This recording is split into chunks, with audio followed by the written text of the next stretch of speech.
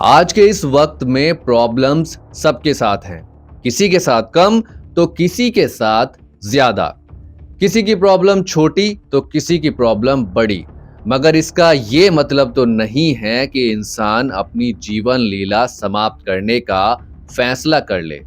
जय हिंद, मैं हूं आपके साथ पंकज। फिलहाल जिस मामले का जिक्र मैं आपसे करने जा रहा हूं, इस मामले में 3 बच्चों संग दिव्यांग दंपत्ति ने जहर खाया है, जिसमें से एक बच्चे की तो मौत भी हो चुकी है। दरअसल देहरादून हाईवे के निकट एक गांव के पास बाइक सवार दिव्यांग दंपत्ति ने 3 बच्चों समेत जहरीला पदार्थ खा लिया था।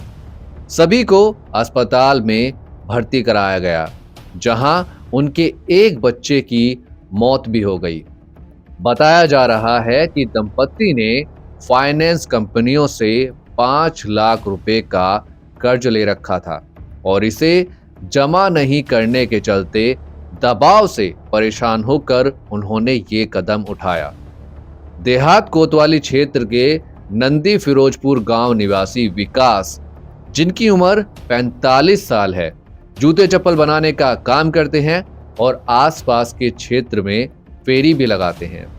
विकास और उनकी पत्नी रजनी एक पैर से दिव्यांग है। बीते सोमवार की सुबह विकास बाइक पर पत्नी और 3 बच्चों, जिनमें से बड़ी बेटी परी जो 6 साल की है, उनसे छोटी पलक जिसकी उम्र मात्र 3 साल है और सबसे छोटा बेटा विवेक जिसकी उम्र मात्र 1.5 साल थी, उनके साथ घर से निकलते हैं। दोपहर करीब 12 बजे हाईवे पर एक गांव के नजदीक बाइक को रोकते हैं और पांचों की हालत यहां पर बिगड़नी शुरू हो जाती है। सभी के सभी उल्टी करने लगते हैं।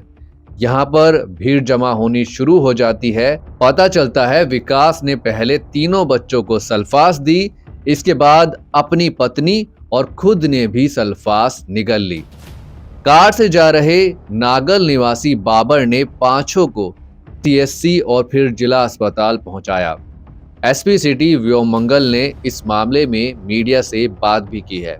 देखिए ये रिपोर्ट। पति पत्नी और उनके 3 बच्चों ने जो है स्वयं जो है जहर खा लिया है, जो प्रथम दृष्टया में सूचना मिली है। एक ही विक्टिम से इसमें बात हुई है, बाकी इसमें जांच हर एंगल में चल रही है। क्या बताया सर कुछ उन्होंने, किसका कारण? उन्होंने यही बताया कि उनके ऊपर कर्ज बहुत ज़्यादा था और उससे ही शुद्ध होकर जो है उन्होंने स्वयं जहर खा लिया। और स्थिति क्या है सर पांचों की? स्थिति इस समय जो है जो उनके पुरुष हैं, जो मतलब पति हैं, उनकी स्थिति गंभीर है।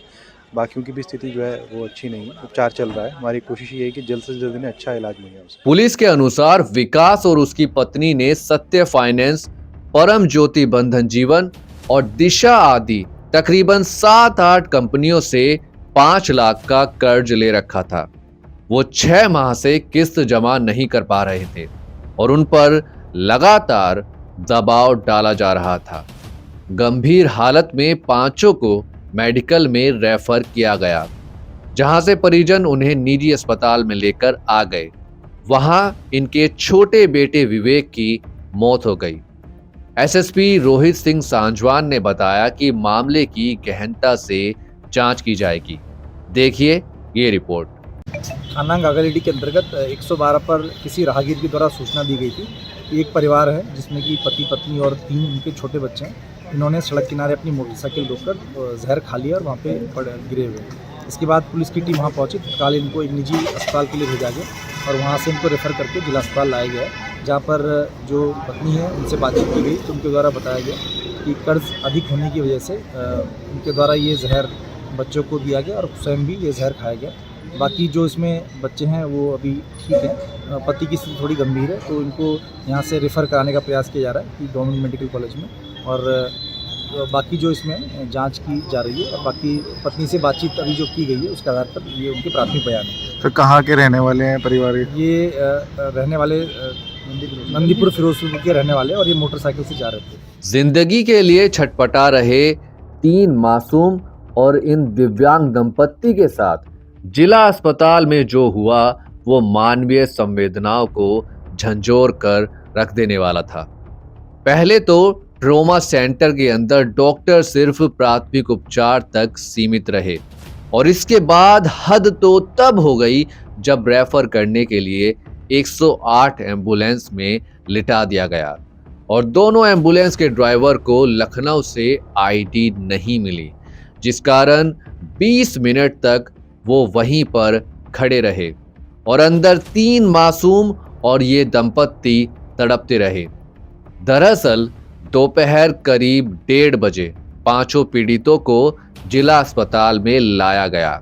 यहाँ पर ट्रॉमा सेंटर में 4 बेडों पर उन्हें लिटाया और प्राथमिक उपचार शुरू कर दिया। पूरा परिवार तड़पता रहा, लेकिन उन्हें आईसीयू में भर्ती करना भी उचित न समझा। वहां पर मौजूद डॉक्टर बार बार कहते नजर आए कि रेफर करो। इसके बाद रेफर के लिए कागजी कार्रवाई शुरू होती है, जो करीब आधा घंटे तक चलती है।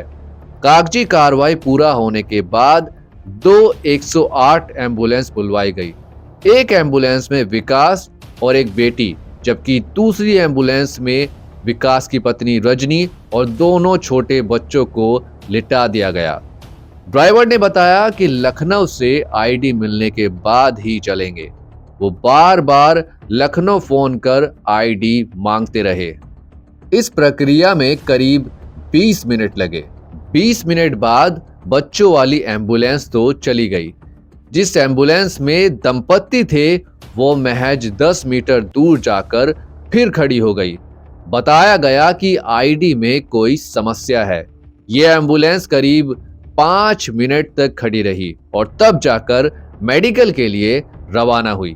इस दौरान वहां मौजूद हर कोई और इनके परिजन भी ये कहता नजर आया कि 5 जिंदगी का सवाल है, जल्दी लेकर जाओ। इस तरह के मामलों में जितना जल्दी उपचार मिल जाए उतना सही होता है, ताकि जान बचाई जा सके, मगर ऐसा बहुत कम हो पाता है। कर्ज होने पर अपनी जीवन लीला समाप्त करने का फैसला क्या सही है जो विकास और उसकी पत्नी रजनी ने उठाया, या कायरता है? आप अपनी प्रतिक्रिया कमेंट में लिख सकते हैं। फिलहाल इस वीडियो में इतना ही। मिलते हैं जल्द ही, तब तक रखिए आप अपना ख्याल और अपनों का ख्याल। जय हिंद, जय भारत।